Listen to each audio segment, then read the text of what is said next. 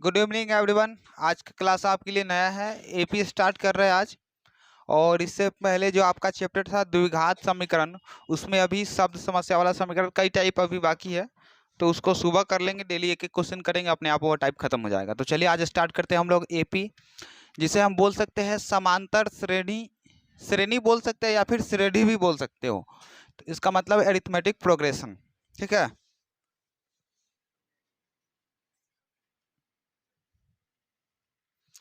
चलिए आप समझते हैं एपी क्या है। तो यहाँ पे आपसे बोल रहा है, जब किसी अनुक्रम के पद किसी नियम के तहत लिखे जाते हैं एपी कहलाते हैं। जब किसी अनुक्रम के पद किसी नियम के तहत लिखे जाते हैं एपी कहलाते हैं। तो यहाँ पे आप पहले समझिए, पदों के बारे में चर्चा करते हैं थोड़ी सी। किसी नियम के तहत लिखे जाते हैं एपी कहलाते हैं। या फिर यह नाम से ही क्लियर है, समांतर श्रेणी।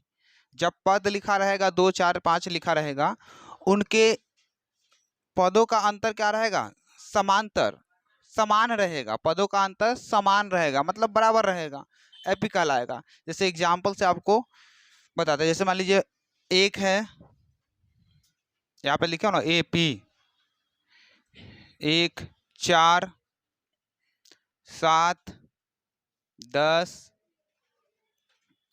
और क्या है 10 के बाद 13 है, इस तरह से डॉट डॉट डॉट करके। समझे? चलिए, अब यह आपसे पूछा जाएगा, क्वेश्चन पूछा जाता है कि बताइए यह एपी में है या नहीं। ये जो आपका एग्जाम्पल दिया हुआ है ना, यह एपी है। एपी मतलब समांतर श्रेणी है। ये आपसे पूछे, देखो कहता है जब किसी अनुक्रम के पद किसी नियम के तहत लिखे जाते हैं एपी कहलाते हैं। नियम के तहत तो लिखा गया है, 1 के बाद 4 हुआ, 4 के बाद 7, 7 के बाद 10, 10 के बाद 13, लड़का में नहीं कोई बोलेगा, 13 के बाद 16 के बाद 19 के बाद 22 के बाद। देखिए तो नियम पता चला कि नहीं चला, कि सब में कितना अंतर है? 3 3 का अंतर है। तो हम अगला पद खुद से जब बता सके तो एपी में आ जाएगा आराम से। हाँ, दिक्कत हुआ होगा जब अगला पद खुद से नहीं बता पाएंगे तो एपी में आएगा? नहीं आ पाएगा। जैसे आप एक एग्जाम्पल देख लो ना, 4 हो गया, उसके बाद 10 लिख लो, उसके बाद 15 लिख लो, उसके बाद 25 लिख लो, उसके बाद 31 लिख लो। यह एपी में है? नहीं है एपी में, क्योंकि भाई 4 के बाद 10, 6 बढ़ गया, फिर उसके बाद 5 बढ़ गया, कहीं से कोई नियम है? उसके बाद फिर कितना 10 बढ़ गया, उसके बाद फिर 6 बढ़ गया, उल्टा पुल्टा। यह एपी में नहीं है। चलिए अब इसको इसी तरह से समझते हैं। तो यहाँ पे आपको नियम पता चल चुका है, 1 4 7 10 और 13। तो इसमें अनंत पद हो सकता है। देखिए 1 के बाद 4, 4 के बाद 7, 7 के बाद 10, 10 के बाद 13, मतलब 3 का डिफरेंस है इसमें। इन दोनों पदों का अंतर आपको पता चल जाएगा। देखो 4 में से 1 घटेगा 3, 7 में से 4 घटेगा 3। अब इसके बीच में देखिए 10 में से 7 घटेगा 3, और 13 में से 10 घटेगा 3। मतलब जितना भी पद है सबके सबका अंतर 3 3 है। अगर अंतर अगर समान आ जाए तो क्या कहेंगे? एपी में है। तो नियम के तहत लिखा गया है, यह एपी में है। चलिए आपसे कुछ और बातें हो जाए। यहाँ पे देखिए, अब ये जो आपका पहला टर्म है ना, पहला जो टर्म है इसे बोलेंगे, वैसे तो पहले जान लो पद। पद को हम लोग यहाँ पे देखो ना, अनुक्रम के पद। और अनुक्रम मतलब हो जाता है सीरीज। जैसे कि मान लीजिए 1 पद, 2 पद, 3 4 5 पद है इसमें, और पांचों को जब सजा दिए तो ये क्या हो गया? एक सीरीज हो गया कि नहीं हो गया? तो अनुक्रम का मतलब यही हो गया, सीरीज आपका। इसे अनुक्रम भी बोल सकते हो। ठीक है।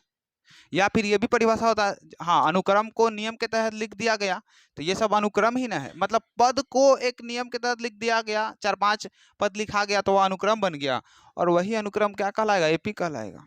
चलिए अब पद को हम लोग सूचित करेंगे किससे? ये सब क्या है? देखो ये सब क्या है? पद है। ये भी पद है, ये भी पद है, ये भी पद है, ये भी पद है, टर्म है। पद का मतलब हो जाता है टर्म, TRM। समझे? टर्म। तो टर्म को TN से सूचित करेंगे। समझे? किससे? TN से। या फिर देखो आपकी बुक में, कोई भी बुक में पढ़ोगे तो टीएन से सूचित क्या रहेगा, और एनसीईआरटी के बुक से पढ़ोगे तो एएन से सूचित क्या रहेगा, एएन, एएन से, समझे, एएन से। लेकिन आगे चल के चैप्टर में सूचित क्या रहेगा, एसएन से, लेकिन एसएन वाला अभी नहीं पढ़ेंगे, बाद में पढ़ेंगे। तो पहले समझिए टीएन से सूचित करेंगे किसी भी पद को, टीएन से और एएन से। तो देखिए यहाँ पे इसको क्या करना है, ये होगा हमारा कैमा पद है, फर्स्ट पद है, पहला है, दूसरा है, तीसरा, चौथा, पांचवा। तो इसको दर्शाएंगे किस तरह से, देखिए ये हो गया हमारा, देखिए T1 1 हो गया, T2 4, T3 जहां n है वही ना बदलेंगे 7, T4 का वैल्यू 10, T5 13। कोई दिक्कत नहीं। चलिए अब पता किस तरह से करेंगे कि एपी में है कि नहीं, तो आपको करना क्या होगा, अगला पद में से पहला पद को घटा देना है, ठीक है। तो यहाँ पे देखिए T2 minus T1, T2 minus T1, यह क्या कहलाएगा, इसको बोलते हैं कॉमन डिफरेंस, यानी कि सार्व अंतर, ठीक है, सार्व अंतर, जिसको बोलते हैं डी, समझे। मतलब अगला पद माइनस पहला पद, दोनों का अंतर क्या कहलाता है, सार्व अंतर, जिसको डी बोलते हैं। डी का मतलब हो जाता है कॉमन, सी डी, वैसे तो बोलेंगे इसको सी डी, कॉमन डिफरेंस, लेकिन शॉर्ट में डी ही दिखाते हैं, डी, समझे, डिफरेंस बोल सकते हो, सार्व अंतर। अब ये जो आपका सुनिए, एक चीज और समझिए, ये जो T1 होता है पहला पद, ये होता है ए, यानी कि प्रथम पद, समझे, या फिर इस साइड लिख लो ना, T1 जो आपका होगा ना, हमेशा बोलेंगे प्रथम पद, इसका नाम होगा प्रथम पद। प्रथम पद को ए से सूचित करते हैं, याद रखिए, प्रथम, हाँ, T1 को हमेशा बोलेंगे प्रथम पद यानी ए, और T2 माइनस T1 अगला पद में से पहला पद को घटा लेंगे तो क्या निकलेगा, सार्व अंतर। सब पद में यही काम होगा, जब अगला में से पहले का को घटा लेते हैं अगला वाले में से पहले वाले को, तो सार्व अंतर निकल जाएगा, और पहला पद कहलाएगा हमारा प्रथम पद। कोई दिक्कत है इसमें नहीं, पहले इतना नोट करिए आप। चलिए यहाँ पे देखिए, अब आपसे इसमें पूछा जाएगा, यहाँ पे क्वेश्चन पूछा जाएगा, प्रथम पद, प्रथम पद को ए बोलते हैं, एवं देखिए सुनिए, पहले ध्यान दीजिए, पहला तो आपसे क्वेश्चन पूछा जाएगा कि एपी में है कि नहीं, तो एपी में होगा तो भाई पदों का अंतर क्या होगा, समान होगा। अगर पदों का अंतर समान नहीं है तो एपी में नहीं हुआ। फिर सेकंड पूछा जाएगा आपसे, क्वेश्चन यहाँ पे दे दिया, एपी 1 4 7 10 13, प्रथम पद को ए बोलते हैं एवं सार्व अंतर, यानी कि डी, यानी कि कॉमन डिफरेंस ज्ञात करें, समझे। चलिए देखिए ध्यान दीजिए, यहाँ पे आपसे पूछा जा रहा है प्रथम पद एवं सार्व अंतर। जितना भी क्वेश्चन दे दिया जाए सब में, कोई भी क्वेश्चन में प्रथम पद और सार्व अंतर अगर पूछा गया तो एकदम इजी आप निकाल सकते हो।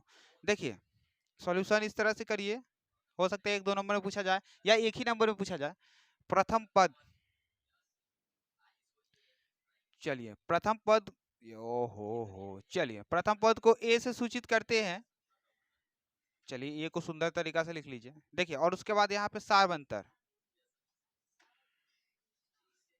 सार्व अंतर को डी से सूचित करेंगे।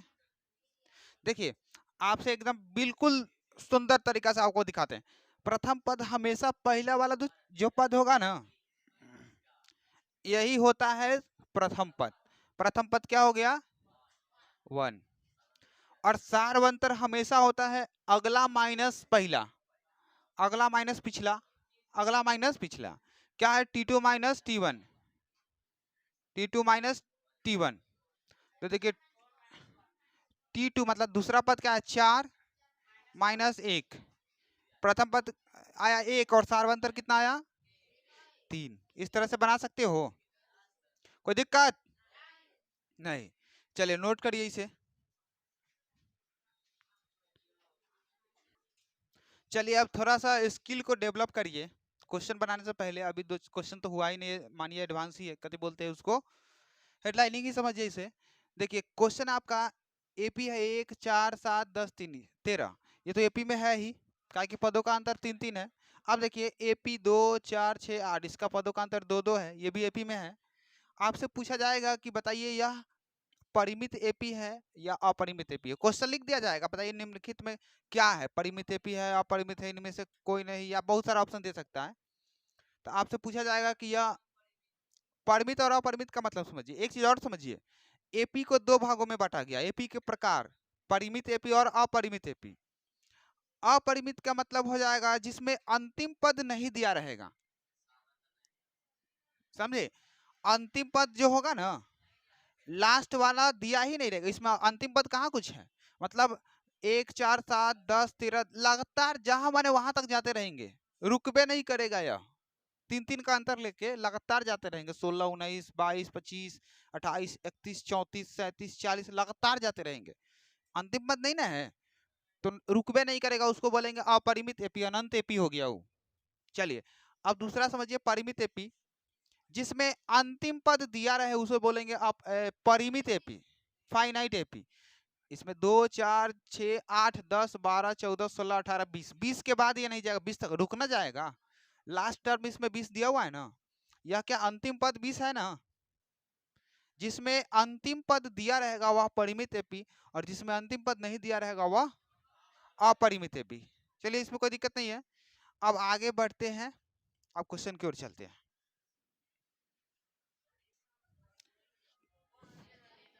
चलिए दिमाग लगाइए यहाँ पे बोर्ड पे, आप लोग लिखना बंद करो। यहाँ पे आपसे पूछा जा रहा है प्रथम पद एवं सारवंतर ज्ञात करें। देखिए इससे भी आगे क्वेश्चन बढ़ा सकता है, कहेगा प्रथम पद एवं सारवंतर ज्ञात करें तथा आगामी 3 पद ज्ञात करें।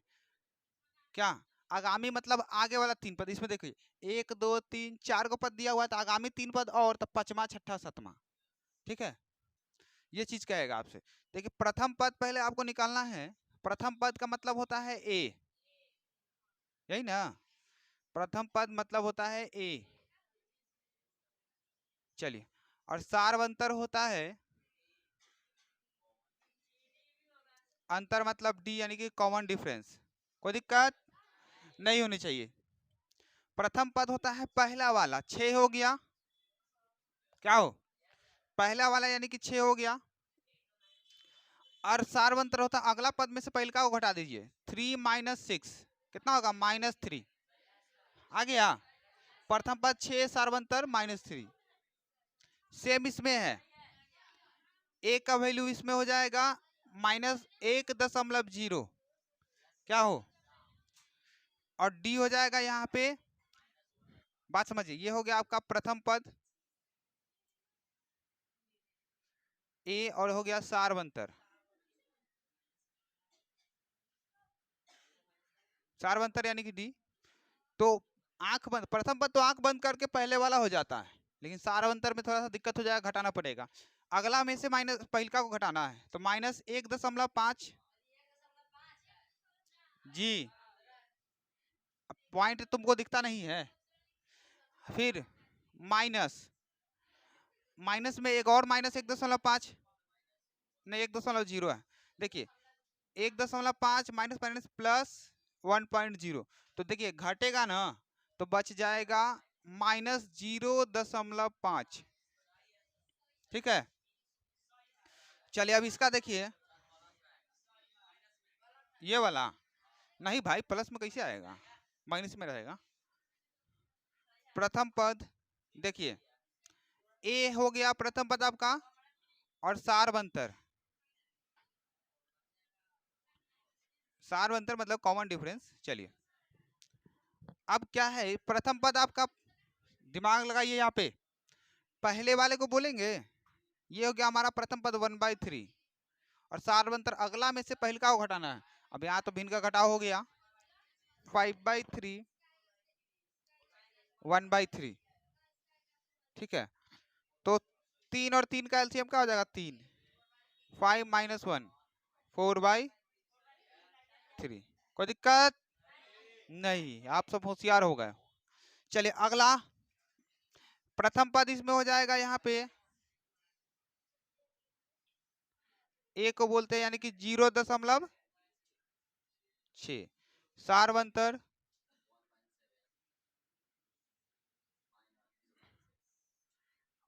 1.7 माइनस 0.6 कितना बच जाएगा? देखिए घटाने का लूट सिखाते हैं आपको, तरीका सिखाते हैं। 1.7 और 0.6 घटाना है ना। देखिए 7 में से 1 घटेगा और 6 घटेगा तो 1 बचेगा, और 1 में से 0 घटेगा भाई 1 के बच जाएगा, 1.1 तो 1.1। ठीक है, तो इस तरह से प्रथम पद और सार्वंतर आप आराम से निकाल सकते हैं। चलिए देखिए ध्यान से समझिए, आप नियमता डायरेक्ट क्या 15 के बाद 18, 21, 24 डायरेक्ट लिख सकते हो, लेकिन देखिए बनता किस तरह से, ध्यान दीजिए। पहले आपसे इसमें पूछा जा रहा है एपी के प्रथम पद एवं सार्वंतर तो लिखना ही है, तथा आगामी 3 पद को लिखना है। देखिए प्रथम पद और सार्वंतर लिखने से पहले यह समझिए कि यह एपी में है या नहीं। अगर एपी में होगा तब ना आगामी 3 पद निकलेगा। चेक करते हैं एपी में है कि नहीं। देखिए T1 आपका कितना है 6, T2 कितना है, T3 है 12, T4 है, यहाँ पे हमारे पास कितना पद है 4 पद है। तो पहले चेक करते हैं एपी में है कि नहीं है। यहाँ पे देखिए T2 माइनस T1 कितना हो जाएगा 9 माइनस 6 3, T3 अब इसमें से घटेगा T3 माइनस T2 कितना होगा 12 माइनस 9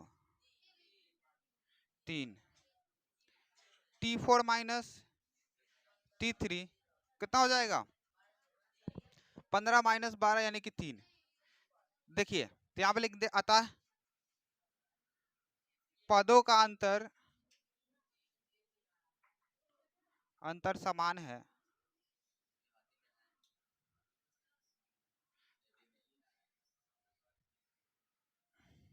इसीलिए दिए गए अनुक्रम। देखिए पदों का अंतर जब समान हो गया तब ना एपी में है, तो दिया गया अनुक्रम एपी में है। ठीक है, हाँ तो देखिए यहाँ पे देखेंगे अब, तो जब पदों का अंतर समान है तो एपी में है। अब यहाँ पे प्रथम पद क्या हो जाएगा आपका ए, यानी क्या हो जाएगा पहला वाला 6, सार्वंतर तो निकाला गया है ही, अंतर यानी कि कितना निकाला गया है, यानी कि 9 माइनस 6 यानी कि 3। कोई दिक्कत? अब जो कह रहा था वो वादा पूरा किए, पहले तो चेक करना होगा कि एपी में है। क्वेश्चन में बोलता ही है कि एपी में है तो आगामी 3 पद लिखिए। तो भाई 4 को पद दिया हुआ है, उसके बाद चेक कर लेंगे कि एपी में है कि नहीं, चेक करने तो आए करता है। उसके बाद आगामी 3 पद या अगला 3 पद, तो आगामी कहने का मतलब यहाँ पे 1 2 3 4 पद दिया हुआ है, तो आगामी 4 के बाद 3 पद निकालना है, समझे। तो 4 के बाद 5 6 7 3 को पद, तो क्या निकलना है आपका T5 T6 T7। एक बात याद रखना हमेशा, कोई भी कंडीशन आ जाए, समझे, कोई भी अगर कंडीशन आ जाए तो ध्यान दीजिए। अगर मान लिया आपसे पूछा जाए T4 तो A प्लस 3D, समझे, A प्लस। अगर आपसे पूछा जाए T5 तो A प्लस 4D, एक मतलब एक जो है ना कमते चला जाएगा। अगर T6 पूछा जाएगा तो A प्लस, T100 पूछा जाएगा तो A प्लस 99D, यही फंडा याद रखिए। अगर T आपसे 50 पूछा जाए तो A प्लस 49D, T आपसे पूछा जाए 52 तो A प्लस 51D, T आपसे पूछा जाए 101 तो A प्लस 100D। कोई दिक्कत नहीं, आराम से बना सकते हो ना, ये फॉर्मूला है। चलिए तो यही T5 पूछा जा रहा है तो A plus 4D, A plus 4D। देखिए A कितना दिया आपका, देखो यहाँ पे 6 प्लस 4 गुने D, 4 गुने D का मान कितना है 3, तो यहाँ पे देखो 6 का 6 4 3 12 12 6 18। फिर देखिए A प्लस 5D, तो A का वैल्यू यहाँ पे 6 है, और प्लस 5 इंटू D का वैल्यू 3, 5 से 15 6 21। चलिए T7 है तो A प्लस 6D, तो क्या हो जाएगा 6 प्लस और 6 है ना, तो 6 गुने 3 तो 6 18 24। तो यहाँ पे लिखे तो आगामी 3 पद लिखा था अतः आगामी 3 पद 18, 21 और 24 है। ठीक है, 2 नंबर में पूछेगा तो आराम से निकल जाएगा, और ऑब्जेक्टिव पूछता है तो डायरेक्ट निकाल दो सीधे। क्या? हाँ, तो ये आपका सुनिए, ये फॉर्मूला है। इसी तरह से इसको निकाल के दिखाओ। तो पहले आप चेक करो कि ये एपी में है कि नहीं। अगर एपी में होगा तब प्रथम पद सार्वंतर निकालना, उसके बाद आगामी 3 पद। जल्दी से निकालिए। तो चलिए ध्यान दीजिए, देखिए पलक झपकते इस क्वेश्चन को आप बना सकते हो। आपसे कहा गया है कि इससे पहले जो क्वेश्चन बनाए हो ए और डी का मान निकाले हैं, T5, T6, T7 निकाले, वही काम तो इसमें भी करना है। बशर्ते उसमें क्या था, आगामी था। आगामी इसलिए था कि 4 पद दिया हुआ था, उसके बाद 5वां 6ठा 7वां आगामी हुआ। लेकिन इसमें प्रथम है, एक जब भी प्रथम कहेगा ना तो एक से ही निकालेंगे। कहां तक कह रहा है, प्रथम 4 पद, तो 1 से लेकर 4 तक निकालना है। T1 प्रथम करा 1 से नहीं स्टार्ट होगा, तो A+0D, A+0 इंटू डी। कहा कि भाई 1 है तो D 0 ना होगा। फिर देखिए तो क्या हो जाएगा, 1 का मान हो जाएगा आपके पास 1, +0 इंटू डी का मान 1, तो 1 ही आ जाएगा। T2 चाहिए आपको, तो A+1D, एक क्या ना होगा इसमें। A+1D का मतलब हो गया 1 नहीं ना लिखाएगा, तो 1 प्लस और D का वैल्यू 1, 2 हो गया। अब 3 क्या, सुनिए, A+0D लिखना है तब भी लिखिए, नहीं लिखना है तब भी नहीं लिखिए, वो आपके मन के ऊपर है। T3 का होगा A+2D। ठीक है, तो A का वैल्यू 1 + 2 इंटू 1, 3 हो जाएगा। अब T4 निकाल दो, A+3D, तो 1 + 3 इंटू 1 यानी कि कितना, 4 हो जाएगा। कोई दिक्कत नहीं है, इसका निकल गया। चलिए अब इसका निकालते हैं। प्रथम 4 पद लिखना है, तो T1 तो A+0D। ठीक है, तो 3, A का वैल्यू 3 A+0 इंटू डी का वैल्यू 0, 3 आ गया। फिर देखिए T2 A+1D, तो A+1D का 1D नहीं लिखाएगा, तो A+D यानी 3 + 0 3। T3 निकालिए, A+2D होगा ना, तो हो जाएगा 3 + 2 इंटू 0, 3। T4 का हो जाएगा A+3D। ठीक है, A का वैल्यू 3 और +3 इंटू 0 यानी कि 3। कोई दिक्कत नहीं है, सबका 3 3 आएगा, इसीलिए क्योंकि भाई DA का वैल्यू 0 है। चलिए अब इसको देखिए, अब इसका भी तो प्रथम 4 पद लिखना है ना, तो T1 हो जाएगा आपका, केवल A+0D नहीं लिख करके केवल A लिख सकते हो। ठीक है, तो हो जाएगा 100। T2 आपको लिखना है A+1D यानी कि केवल D, A+1D केवल D लिखना है ना, तो हो जाएगा कितना, 100 + D है तो -D कर दो ना, तो -30 हो जाएगा ना, यानी कि 100 - 30 यानी कि 70। अब T3 निकालिए, A+2D, क्या 3 है तो एक कमेगा ना इसमें, तो हो जाएगा 100 + 2 इंटू -30, कितना हो जाएगा, 100 - 60 यानी कि 40। T4 निकालिए, A+3D, तो A का वैल्यू आपका 100 और माइनस यानी प्लस है 3 इंटू -3, तो 100 - 90 यानी कि 10। निकल गया प्रथम 4 पद। सबका इसी तरह से तो निकालना है, कहीं से कुछ है ही नहीं इसमें। चलिए नोट करिए और क्वेश्चन करते हैं।